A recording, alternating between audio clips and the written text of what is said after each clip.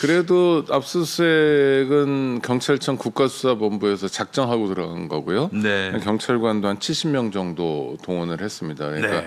해보겠다는 거고 예. 또 하나는 언론에 잘 안 나왔지만 정광훈만 한 게 아니라 뭐 신혜식 등 네. 보수 유튜버, 극우 유튜버들 여러 명 7명인가 같이 했고요. 예. 이게 좀 전에 김 대모대 소장님 인터뷰를 하셨는데 그분이 참여했던 7월 23일 기자회견이 있습니다. 네네네. 수요일 오전 10시에 예. 경찰청 국가수사본부 앞에서 네. 범종교개혁시민연대가 기자회견을 했는데 네네. 그 기자회견이 국가수사본부 입장에서 하나의 중요한 터닝 포인트였던 것 아 같아요. 그래요? 네네. 우리가 제가 종교인들이 뭐 기자회견 해도 하든지 말든지 이게 아니에요? 네네 제가 오.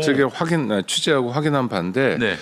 기류 변화가 그때 읽혀졌고요. 오. 그때 종교인들이 기자회견만 하고 가신 게 아니라 예. 국수본 안에 들어가셔서 예. 국수본 관계자를 면담합니다. 면담했다고 또 얘기했어요, 네, 아까. 면담해가지고 뭐 차도 드시고 그러셨는데 네. 그러면서 국가수사본부 입장에서도 지금 경찰에 두 가지 변화가 있는데 하나는 네. 경찰청장은 지금 여전히 조지호가 차지하고 있어서 예. 이재명 정부에서 이제 차장을 임명해가지고 그 차장이 경찰청장 직무대행을 하고 있는데 지금 대행하고 대행 네네, 체제예요. 그러니까 지도부가 바뀐 거죠. 하여튼 예. 대행이어도 그리고 국가수사본부장도 새로 취임한 바 있습니다. 예. 그러니까 진용이 새로 갖춰지면서 네. 여태까지 국민들 앞에 부끄러웠던 모습을 좀 벗어날 기회다 해서 새로운 정기를 마련하는 중이고요. 네. 그 과정에서 전광훈에 대한 전격적인 수사도 사실 전격적이라고 얘기하기는 좀 민망하긴 하죠. 네, 뭐 7개월이진 않는데. 7개월 됐으니까 그래도 제대로 하겠다는 의지를 보이는 것 같고요. 그 의지를 김 대모대 목사님이나 여러 종교인들이 좀 만들어 주신 것 같아서 아, 반갑고 고맙습니다. 자 그럼 두 가지입니다. 7개월 동안 그 수사를 뭐 이렇게 미온적으로 했다는 얘기가 될 안 것이고 했죠. 네. 안 했다. 예. 그거 안 한 놈들 저 책임 물어야 되는 거 아닙니까? 그럼요. 그 서부지검 폭동 사태만 하더라도 네. 전광훈이 뭐 한다는 교회에 관련된 특임 전도사만 2명이잖아요. 글쎄 말이에요. 그러면 특임이라는 건 특별한 임무를 수행해야 되는 사람들인데 네. 그러면 당연히 그 배후 예. 그 뒷선을 수사하는 건 너무도 나도 상식적인 일인데 네. 그냥 서부 지원에서 난동을 일으킨 직접적인 범죄자들만 수사하고 말았거든요. 네. 이건 정말 다른 것도 아니라 법원에서 난동을 부리고 대한민국의 기본적인 사법 체계를 깨트린 네. 반헌법 폭력배들에 대한 수사마저 제대로 안 했다는 건 경찰이 그동안 법질서 집행이라는 차원에서 두 손 놓고 있었다는 거거든요. 네. 저는 굉장히 치열한 반성이 있어야 될 것 같고요. 예. 또 그동안 어떤 일이 있었는지 왜 이걸 뭉갰는지 내란 세력과는 어떤 관계가 있었는지도 스스로 밝혀야 될 책무가 있다고 봅니다. 네. 그리고 이게- 조사하면 나오거든요. 그다음에 전광훈이가 수사 정보를 전해 듣는다 이런 얘기도 제가 들었어요. 그러니까 전광훈이가 됐든 윤석열, 김건희가 됐든 경찰을 통해서 수사 진행 상황을 보고받았다는 정황이 있는 만큼 네. 그것도 좀 밝혀야 된다고 봅니다. 아니 지금 실제로 정광훈이가 예전에 했던 말이 있어요. 네. 그 자기 교회 관할이 이제 종암경찰서인데 종암경찰서에서 전광훈에 대한 뭐 고소고발 들어오면은 다 그냥 뭉갠다는 거예요. 그 얘기를 정광훈이 자기 입으로 했던 겁니다. 그러니까 그것도 이제 조사를 해야죠. 그럼 근데 그걸 이제 우리가 물어봤더니 네네. 뭐 절대 그렇지 않다라고 얘기하는데 뭐 당연히 절대 그렇지 않다. 그렇지 않다는 건 경찰의 말입니까? 그렇죠. 경찰의 책임 있는 관계자의 설명이 필요할 것 같고요. 네. 뿐만 아니라 전광훈 등의 수사만 뭉갠 게 아니라 네. 실제로 내란 당일에 경찰의 역할이 도드라지거든요. 그렇죠. 텔레비전 카메라를 통해서는 주로 계엄군을 지켜봤지만 예. 실제 국회의 권능 행사를 방해한 건 경찰이었고요. 실제로. 국회를 봉쇄했고 예. 들어가지 못하게 했는데 그때 경찰이 어떻게 움직였는지 또 그날 네. 오후에 그 여의도 앞에 지나가실 일이 있었던 분 얘기가 미리 준비되어 있었던 그렇죠. 거죠. 경력이요. 그날 오후, 그러니까 네. 밤이 아니라 그날 오후에 경찰이 새까맣게 국회 앞에 몰려왔다는 거예요. 다른 그래서 날과 달리. 예, 그래서 뭐 무슨 일이 생겼나 그런 생각이 들었다는 거죠. 그러니까 사전에 경비 개통을 통해서 경비만 움직이지 않고 정보도 같이 움직였을 텐데 네, 최소한 경비와 정보를 통해서 조지호와 또 김봉신이 경찰 권력을 어떻게 지휘한 흔적이 있을 겁니다. 그렇죠? 그리고 어떻게 움직인 흔적이 있고 또 국회 권능을 방해하기 위해서 움직인 흔적들은 뭐 국민들이 많이 알고 계시니까 네. 그 점도 그야말로 투명하게 수사가 돼야 되고요. 경찰이 이제 거듭나냐 그렇지 않냐라는 숙제를 앞으로 풀어야 될 텐데 그 기준은 여태까지 뭉갠 수사에 대해서 얼마만큼 치열하게 반성하느냐. 그렇죠. 두 번째는 내란에 가담했던 내란에서 여러 가지 역할을 했던 경찰관들에 대한 뭐 아주 일선 뭐 하위직은 아니더라도 책임 있는 자리에 대한 경찰관들에 대한 단죄를 어떻게 할 것인가에 달려 있다고 봅니다. 네, 그렇습니다. 이거 그냥 가벼이 남길 일이 아니고요. 그거 지금 내란의 중요 임무 종사자들 상당수가 난 TV 보고 알았다 계엄을 이런 말도 안 되는 거짓말을 천연덕스럽게 해왔단 말이죠. 이 거짓말에 대한 책임도 물어야 합니다. 그것부터 시작해야 내란 수습이 가능할 것이고요. 사실 인사도 못했습니다. 수요일에 빨간 장미 같은 네. 분 바로 우리 이제 오창희 인권연대 사무국장님 어서 오십시오. 네, 예, 고맙습니다. 오창희. 자, 그럼 부장님 보시기에는 당연히 정광훈은 지금 구속은 예정돼 있다. 네, 피할 수 없죠. 왜냐하면 아.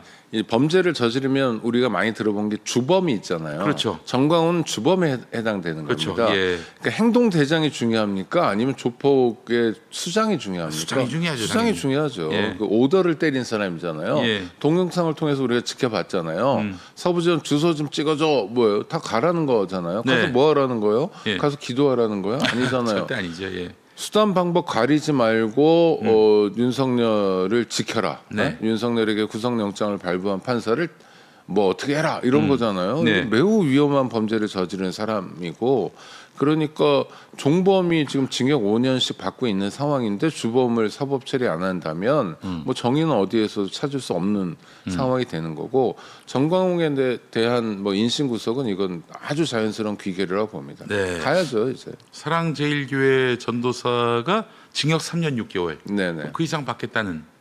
그럼요. 전망도 네네, 가능하겠네요. 그럼요. 와, 우리 전광훈. 죗값을 치러야죠. 네. 그리고 그동안 굉장히 희한한 지위를 누렸잖아요. 네. 이 사람이 그렇죠. 네. 뭐 은퇴 목사라면서 뭐 지금 또 보면은 말 몇 마디 하면 2천만 원씩 주고 그런다며요. 네. 아니 어처구니가 없는 게 지금 사랑제일교회 확실한 오너죠, 오너. 오너는 네. 전광훈이 자기가 뭐 원로 목사다 뭐 아니 그 자기 책임 없다 이런 식인데 아니, 이거 마치 재벌회장들이 네. 결제할 때 연필로 결제하는 또는 등기이사로 그 등기에 올라가지 않는 이런 식으로 해서 책임 회피하려는 그 행태하고 똑같아요. 아니, 그러니까 아무 책임도 없고 아무 권한도 없는 원로. 은퇴하고 원로가 예.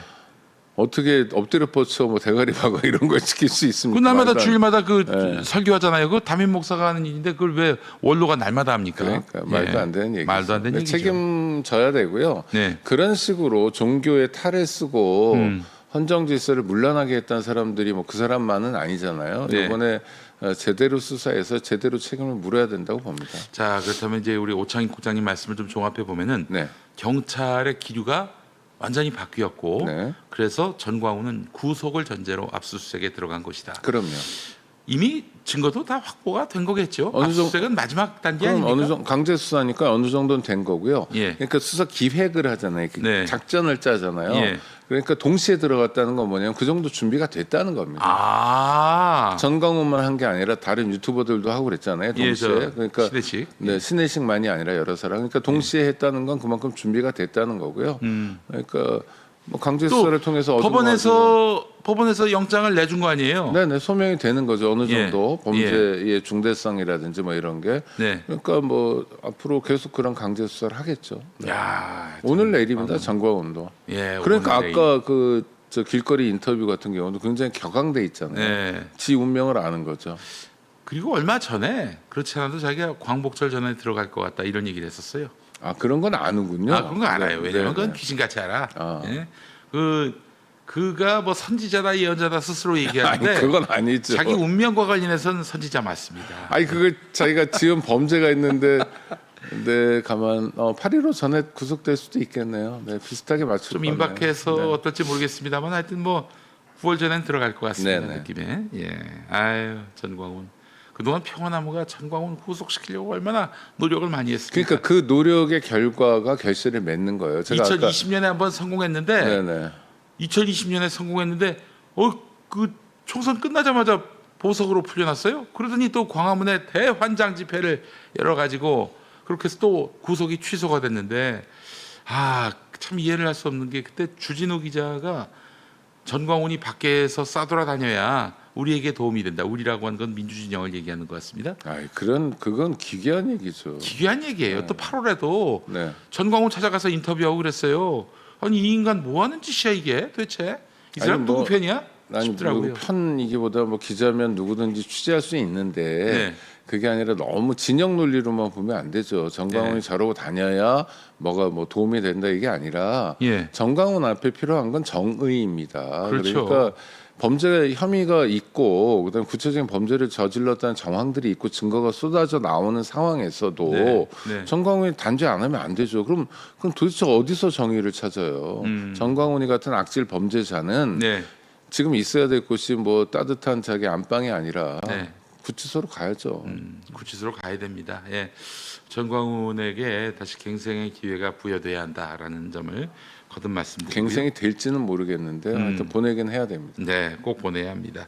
참 평화나무가 여러분 그걸 위해 정말 열심히 싸웠습니다. 여러분, 그러니까 평화나무 좀 도와주세요. 그래서 그 중에 하나가 7월 23일 기자회견 네. 그런 거 네. 보통 기자회견하고 집에 가는 게 아니라 네. 국수본 안에까지 들어가셔서 관계자를 면담하면서 기류를 바꿔주신 공에 대해서는 뭐 여러 사람들이 기억해야 될 것 같습니다. 감사합니다. 고생하셨습니다. 예,